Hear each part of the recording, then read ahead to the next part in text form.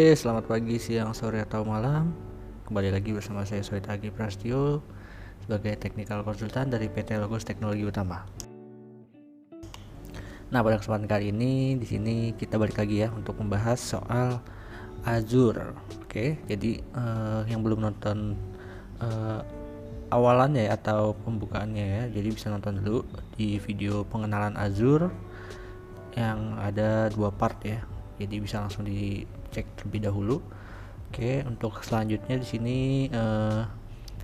sini pada kali ini saya akan membahas ya terkait pembuatan virtual mesin ya pada Azure. Tentunya saya akan langsung praktekkan saja how to-nya. Jadi pertama bisa untuk langsung buka browser Bapak Ibu sekalian, lalu tentunya masuk ke halaman portal Azure ya.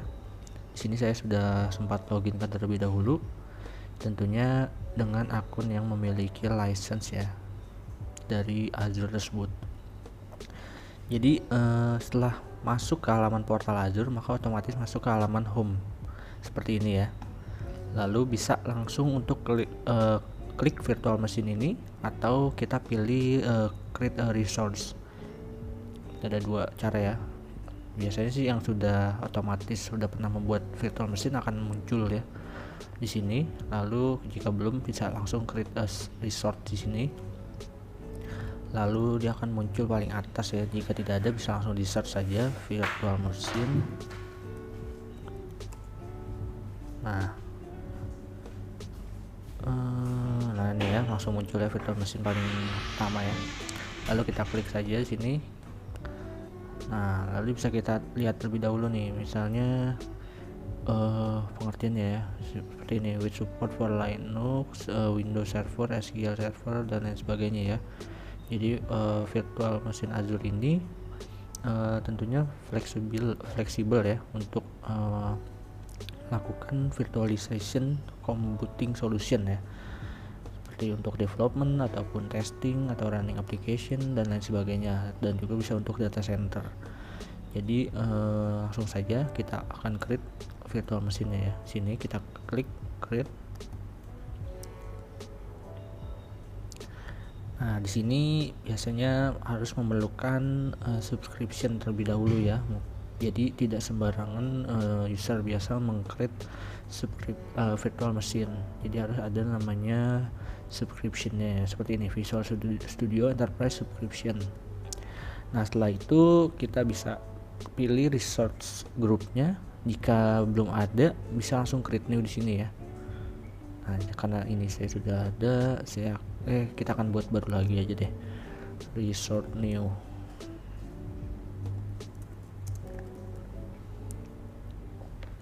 Nggak boleh ada spasi ya. Resource new, lalu virtual machine name kita beri nama VM. Nggak boleh pakai strip juga, jadi harus nyambung. VM Soit new. Regionnya bisa disesuaikan, untuk availability-nya bisa disesuaikan juga. Selanjutnya security-nya kita pilih yang trusted launch virtual machine. Nah, ini image-nya bisa kita pilih nih ya, untuk Windows Server 2019 atau Windows Server atau Windows 10 bisa tentukan ya, Oracle Linux, Ubuntu, dan lain sebagainya. Sini saya akan buat Windows Server 2016 saja deh. Oke, selanjutnya di sini kita pilih size-nya ya. Kita pilih yang standar saja di sini, yang 4 GB untuk memorinya. Yang ini harganya ya per month ya. Nah, selanjutnya untuk username kita buat saja ya, VM Soit Neo. Nah, passwordnya bisa kita tentukan ya, ini rahasia ya, jadi tidak hanya saya yang tahu ya. Oke, selanjutnya kita untuk confirm lagi ya. Oke, setelah itu kita RDP nya kita default saja. lalu kita next ke disk. Nah ini bisa kita pilih juga nih untuk memorinya, premium SSD atau standar SSD. Kita pilih premium, lalu kita next networking. Setelah itu ini kita biarkan default saja, lalu next. Setelah itu ini kita by default saja, tidak perlu diubah-ubah. Paling ini ya kita perlu ubah tuh seperti email ya, misalnya ingin menggunakan email tim ya, support atau IT, jadi bisa digunakan emailnya tersebut diubah. Lalu next monitoring, selanjutnya ini by default saja, lalu ke advance. Di sini biasanya tidak perlu kita ubah lagi ya untuk yang di halaman ini ya. Mungkin ketika ada kebutuhan khusus ya seperti ini ya, extension provide post deployment configuration, ini bisa dipilih nih ya. Nah ini apa yang ingin ditambahkan ya sesuai kebutuhan Bapak Ibu sekalian, seperti itu. Jadi ini bisa disesuaikan after kita create ya, jadi tenang saja, misalnya ini kita lewat bisa kita configure setelah kita create virtual mesinnya, seperti itu. Oke, ini kita balik lagi. Nah ini kita next ke teks. Nah ini biasanya kita juga by default ya, biarkan saja kita pilih semuanya ini, lalu kita review and create. Setelah itu kita nih agak loading sedikit. Nah ini bisa kita lihatnya untuk price nya ya, berapanya harganya, ini per horse ya, per jam. Oke, ini sedikit loading.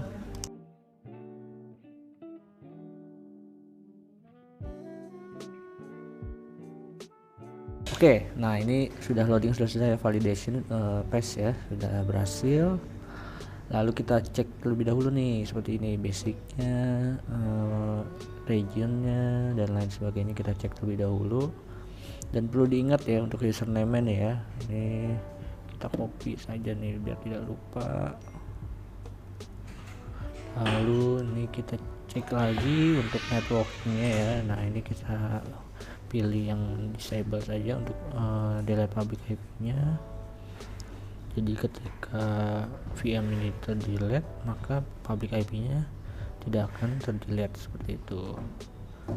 Oke, setelah itu kita create. Ini akan melakukan installation ya, lalu submitting deploymentnya. Ini akan memakan waktu kurang lebih 2-5 menit lah ya kira-kira, tergantung kecepatan internet. Nah ini terlihat ya di sini ya, sedang berjalan loadingnya. Nah ini deployment in progress.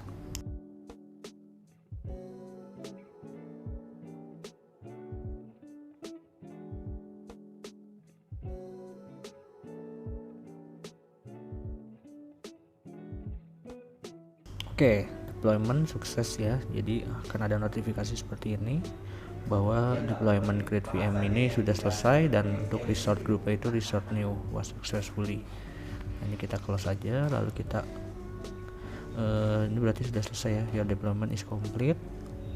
Bisa kita lihat untuk deployment detailnya seperti ini ya, tipenya, lalu resortnya di sini ya. Nah ini statusnya udah create, oke, create, oke ya. Oke, ini untuk setup auto shutdown-nya sudah ya, dari recommended akan otomatis shutdown ya, karena sudah kita enable, jadi tidak nyala 24 jam ya. Ini perlu diperhatikan juga nih untuk auto shutdown ini.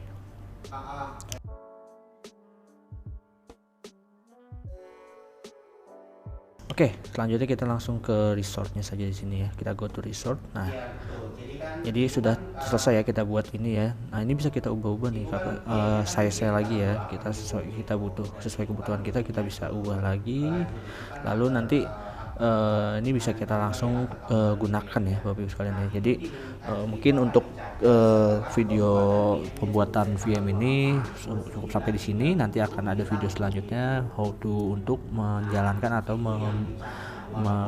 melakukan run dari sisi VM tersebut ya. Jadi bisa ditunggu saja untuk video selanjutnya. Sekian dan terima kasih.